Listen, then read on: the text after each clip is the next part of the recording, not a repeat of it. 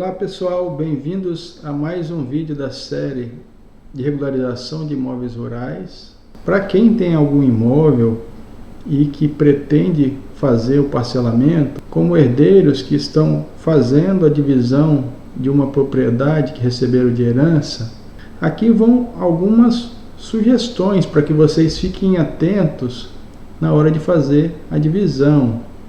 Então vocês devem ficar atentos a vários critérios. Geralmente o que a maioria fica preocupada é com a área que vai receber, né? Mas tem outras coisas que a gente precisa ficar atento, como a legislação ou ainda o número de proprietários, né? Se for mais de um proprietário, sendo um condomínio, e na maioria das vezes os condomínios eles são criados a partir do registro de um formal de partilha. Então, quando o número de proprietários é maior que um parcelamento do solo que às vezes pode ser feito de uma forma simples, passa a ser mais complexo, porque a gente precisa fazer a divisão, né, esse parcelamento, respeitando o direito de todos, que teoricamente é igual. E nesse caso a gente tem que se atentar também, né, à localização, se existe alguma estrada ou hidrografia, né, um rio, uma lagoa, a vegetação que existe no imóvel, o relevo, se por acaso as áreas que são feito algum tipo de uso, é importante ficar atento à questão das benfeitorias, construções, áreas plantadas, tudo isso tem um valor de mercado e na hora de fazer a divisão, quando envolve vários proprietários que recebem uma herança, o valor tem que ser dividido em partes iguais. Então é necessário que seja feita a avaliação do imóvel, né, distinguindo cada tipo de uso, devendo ter a descrição de valor para cada uma das áreas. Outra coisa que a gente tem que sempre ficar atento também é a questão da valorização que pode acontecer naquela área. Se ela está numa zona de expansão urbana, é óbvio que o valor do metro quadrado vai ser muito maior do que uma área fora do zoneamento urbanístico. E o último item que eu coloquei aqui é a área medida, né, propriamente, que na maioria das vezes as pessoas se preocupam em divisão da área e colocar em áreas iguais. Só que necessariamente o valor não é igual. Se você tem uma área de vegetação nativa, o valor é muito mais baixo.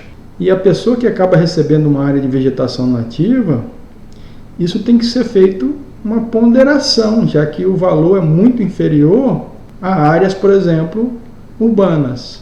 O que eu quero dizer aqui é que eu não quero esgotar esse assunto. Na verdade, a gente vai começar a abordar sobre ele. E à medida que a gente for avançando com outros assuntos, a gente vai começar a aprofundar um pouco mais nesse assunto. Então, o primeiro critério que a gente sempre tem que ficar atento é a questão da legislação. Então, todo imóvel rural que vai ser dividido, sendo levado ao cartório de registro de imóveis para que cada uma das partes fique com a sua matrícula, a primeira coisa que é importante que seja feito é a parte ambiental, o cadastro ambiental rural, porque a transferência do imóvel, o desmembramento e o parcelamento, sem o cadastro ambiental rural, o cartório de registro de imóveis, ele não vai fazer esse parcelamento. Outro item que é importante é a questão do georreferenciamento da propriedade. Hoje, acima de 100 hectares, o georreferenciamento é obrigatório. E se você tentar fazer esse parcelamento sem primeiro determinar aquela área daquela matrícula e fizer uma escritura, depois essa escritura precisará ser re-ratificada. Então é importante que primeiro faça o georreferenciamento e com o imóvel georreferenciado, o projeto desse parcelamento para que depois seja feito a escritura, por exemplo, de divisão amigável. E o item que geralmente as pessoas têm que ficar atentas é a questão da fração mínima de parcelamento do solo. Então, se você for no CCIR de uma propriedade, você vai ver aqui nesse campo, ó, a fração mínima de parcelamento, que no município de Linhares, no Espírito Santo, é de 2 hectares. Então só pode parcelar o imóvel com área de 2 hectares ou mais, para que se possa fazer o desmembramento, né, o parcelamento, de forma que possa ser feita a escritura e registrada junto ao cartório de registro de imóveis. Se você pretende fazer um parcelamento abaixo dessa área, é importante que você veja a legislação do seu município e no plano diretor o zoneamento urbanístico, para ver se o seu imóvel está nessa área. E se, por exemplo, for uma área de expansão urbana, para que você faça isso, você vai ter que fazer o licenciamento de um loteamento. E o imóvel vai passar a perder a finalidade dele de produção agrícola, né, de ser rural.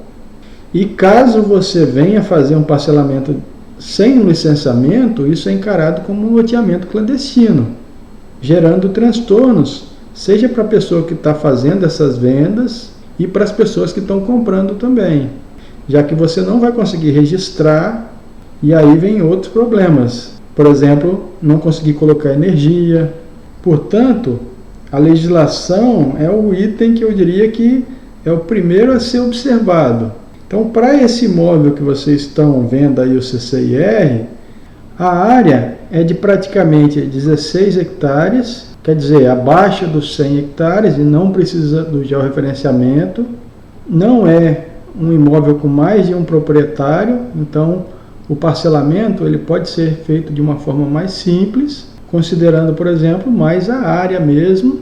E a primeira preocupação que a gente sempre tem é, se a área é registrada, confirmar a localização dessa área. Então aí está a planta original do estado sobreposta ao levantamento. A única diferença que a gente identificou foi essa faixa próxima ao rio, mas a área ela ficou muito próxima da área do documento. Se a gente só adequar a planta nessa condição, não seria necessário a retificação de área. Esse imóvel, a princípio, foi feito um desmembramento de uma parte no fundo, e a área que, dos 16 hectares representa essa faixa aqui. Esse é o croquis do Cadastro Ambiental Rural, e a partir desse projeto é que a gente faz o parcelamento. Para esse imóvel, o máximo que a gente pode parcelar ele são em 8 áreas com o mínimo de 20 mil metros quadrados. Então todas essas áreas estão acima de 20 mil metros quadrados. Então possibilita fazer a escritura e desmembrar cada uma das partes. Nesse caso aqui, já foi desmembrada essa área do meio. Notem que, ao ser feito o desmembramento dessa parte, o imóvel foi desdobrado e a área remanescente ficou em 2 partes. Nesse caso, gerou uma matrícula para essa área de 8 hectares, somando a área 1, 2, área 6 e 7, e outra área de 6 hectares, somando essa área 4, 5 e 8. E essa área aqui, que é a terceira, ela foi gerada uma matrícula para o comprador. Notem que nessa situação, por estar sendo negociado com alguém que vai comprar, a pessoa já está ciente de que ela vai receber, por exemplo, nessa área 8, cerca de 10 mil metros quadrados de área de pastagem e mais 10 mil metros quadrados de área de vegetação nativa. Agora, se tivesse mais de um proprietário, né, herdeiros, por exemplo, se fossem 8 herdeiros, a gente não poderia dividir dessa forma. Por quê? 3 não teriam acesso a esse rio, nem à estrada, e eles ainda receberam uma área de vegetação nativa. Então agora o segundo item, que a gente já fez essa consideração, quando o imóvel tem mais de um proprietário, um condomínio, a nossa preocupação vai ser que as pessoas recebam áreas com valor semelhante. não necessariamente com a mesma área. Eu vou passar mais um exemplo, agora um exemplo de uma área que está no perímetro urbano. Então essa área, inclusive, é um processo judicial que já vem se arrastando por muitos anos, e o que foi colocado no processo foi esse croquis, que a princípio a gente pode ver que as áreas, o profissional tentou fazer áreas muito próximas, né, com um quinhão de cada uma das partes, sendo 9 partes, e ele ainda fez aqui uma parte para ficar em condomínio abaixo da fração mínima de parcelamento do solo. Tudo bem que essa área é urbana, então se for feito licenciamento isso poderia ser feito, mas a principal preocupação dele aqui foi colocar áreas iguais. A princípio a gente vê que até o norte aqui está trocado, então corrigindo, né, e jogando esse croquis num sistema de informação geográfica, a gente converte esse arquivo de imagem em vetor e pode observar sobre a imagem aérea. Olha que coisa!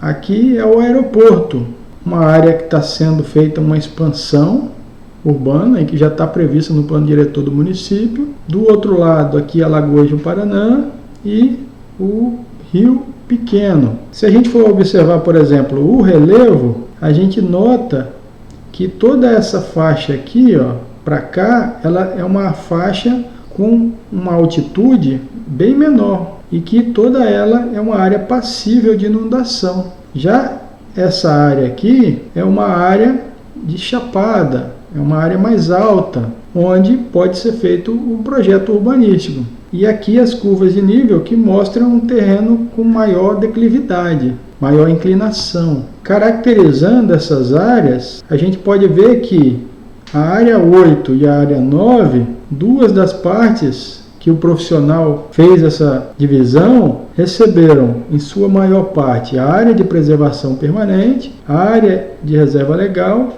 e uma área que tem restrição de uso.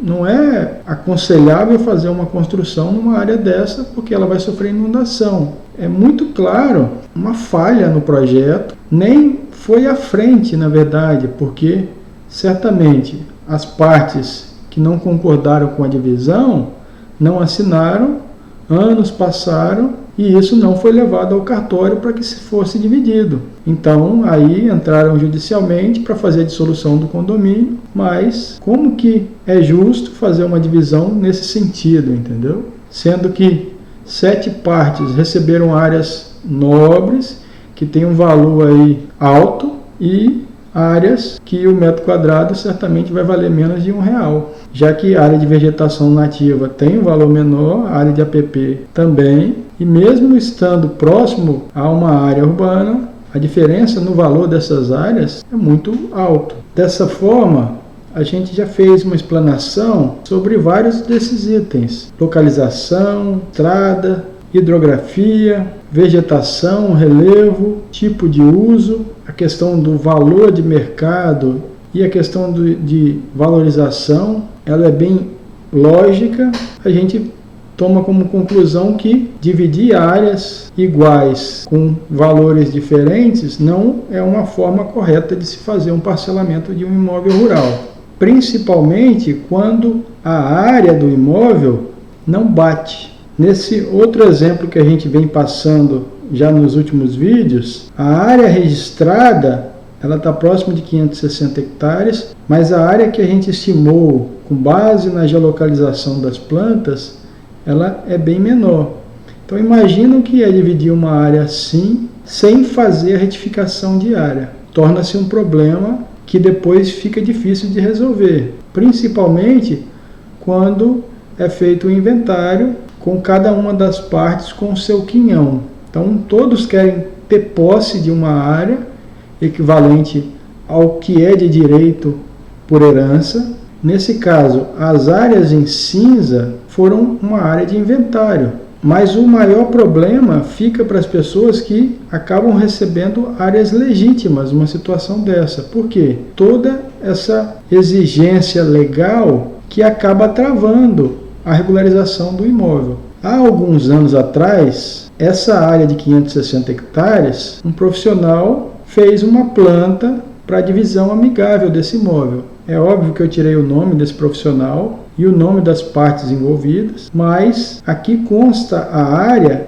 que cada um dos herdeiros deveria receber, se a área fosse realmente de 560 hectares. A gente pode pegar essa planta, sobrepor ela, por exemplo, com os vetores, com base na geolocalização das plantas que a gente obteve, e a gente verifica os erros que foram cometidos. O profissional aqui, para poder conseguir fechar a área daquele documento, o que ele fez? Ele anexou ao imóvel áreas que eram devolutas e receberam matrículas, e inclusive uma anexação de uma área de outra matrícula que não representava esse domínio.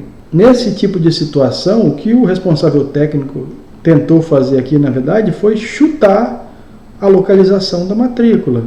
E isso acaba lesando algumas partes envolvidas, já que, por não existir toda a área esperada que tinha no documento, algumas podem ter recebido mais, outras menos. Por isso é importante, sempre quando for fazer o parcelamento de um imóvel, identificar a localização de cada matrícula e, antes do parcelamento, fazer a retificação de área, para que as partes recebam áreas proporcionais ao que é de direito de cada uma, de acordo com o acordo de divisão que elas fazem na hora de fechar o inventário. Pessoal, eu espero com esses exemplos ter mostrado para vocês ficarem atentos quando for fazer a divisão de um terreno, para prevenir problemas que depois levem a contendas judiciais. O assunto ele é bem complexo, porque envolve questões jurídicas, envolve questões técnicas,